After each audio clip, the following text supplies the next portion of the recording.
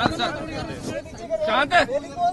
देखिए, अपनी हार को सामने देख एक डरी हुई, बौखलाई हुई, कायर बीजेपी चुनावों को रद्द करना चाहती है। आप सब जानते हैं कि इस चुनाव में साफ मेजॉरिटी, साफ बहुमत इंडिया गठबंधन के पास है।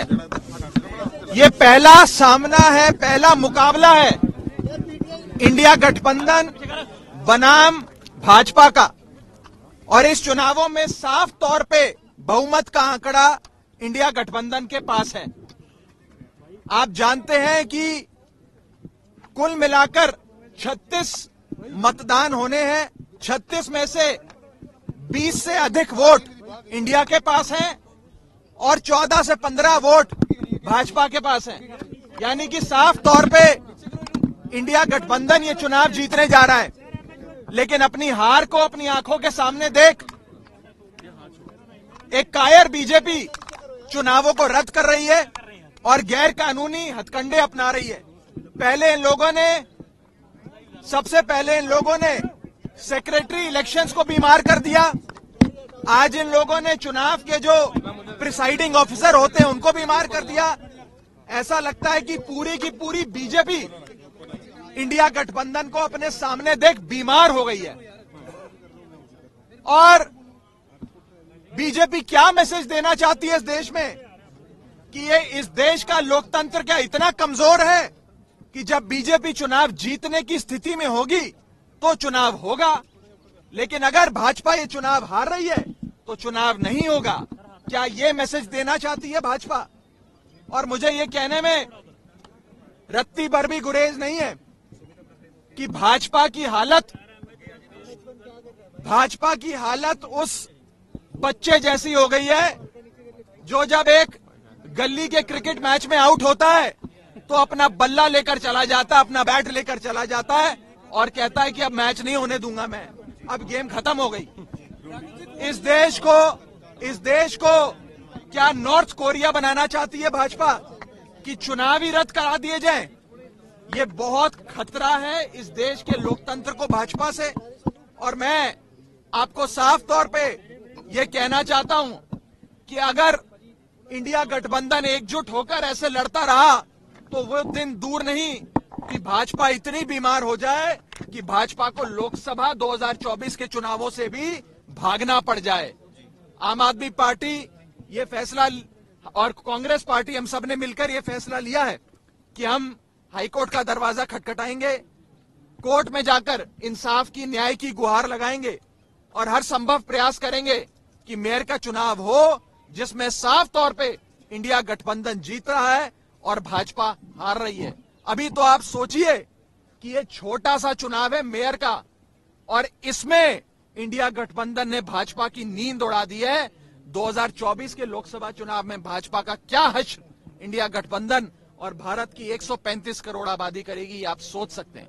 कुछ भी करना होवे तो कोर्ट का रुख करना पैंदा पंजाब दे विच। देखिए हम आज भी इलेक्शन प्रशासन से यही विनती करेंगे कि अगर एक प्रिसाइडिंग अफसर बीमार हुए हैं तो आप दूसरा प्रिसाइडिंग अफसर नियुक्त कर दो, जिस मर्जी को चाहे नियुक्त कर दो। लेकिन चुनाव आज शेड्यूल्ड थे, निर्धारित तारीख थी, आज चुनाव होना था। अगर आज चुनाव नहीं होता है और भाजपा पहले सेक्रेटरी इलेक्शंस को बीमार करती है, फिर प्रिसाइडिंग अफसर को बीमार करती है, फिर इलेक्शन रद्द करती है, ये साफ दिखाता है कि एक कायर बीजेपी इंडिया गठबंधन के हाथों अपनी हार को देखते हुए डर गई, बौखला गई और उस बच्चे जैसा बर्ताव कर रही है जो बच्चा गली क्रिकेट में आउट होने के बाद अपना बल्ला लेकर घर चले जाता है कि अब मैच नहीं होगा।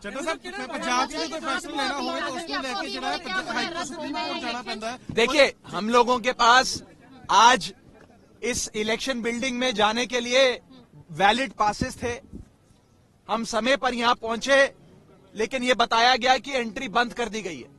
और एंट्री इसलिए बंद कर दी गई है क्योंकि प्रिसाइडिंग अफसर अचानक से बीमार पड़ गए हैं। बताया जा रहा है कि प्रिसाइडिंग अफसर भी बेचारे एक अस्पताल से दूसरे अस्पताल जाने का प्रयास कर रहे हैं, लेकिन कोई अस्पताल उन्हें भर्ती नहीं कर रहा क्योंकि वो वास्तव में बीमार नहीं है। लेकिन ये हथकंडे हैं भाजपा के। ये दिखाता है कि भाजपा इस देश के लोकतंत्र को खत्म करने के लिए और निष्पक्ष चुनाव, फ्री एंड फेयर इलेक्शंस को खत्म करने के लिए किसी भी हद तक जाएगी। मेरा आप सबके माध्यम से देश की जनता को भी निवेदन है कि पार्टियां आएंगी जाएंगी, सरकारें भी बनेंगी बिगड़ेंगी, लेकिन इस देश के लोकतंत्र को बचाने के लिए भाजपा से छुटकारा पाना जरूरी है। अगर भाजपा बनी रही तो वो एक एक कर सारे चुनाव रद्द कर देगी और भारत को नॉर्थ कोरिया बना देगी। अगर ये तो मेयर के इलेक्शन है, 2024 के इलेक्शन में कुछ ऐसा होता है तो फिर क्या करेंगे आप? देखिए, ये आज जो चंडीगढ़ में हुआ ये झलकी है।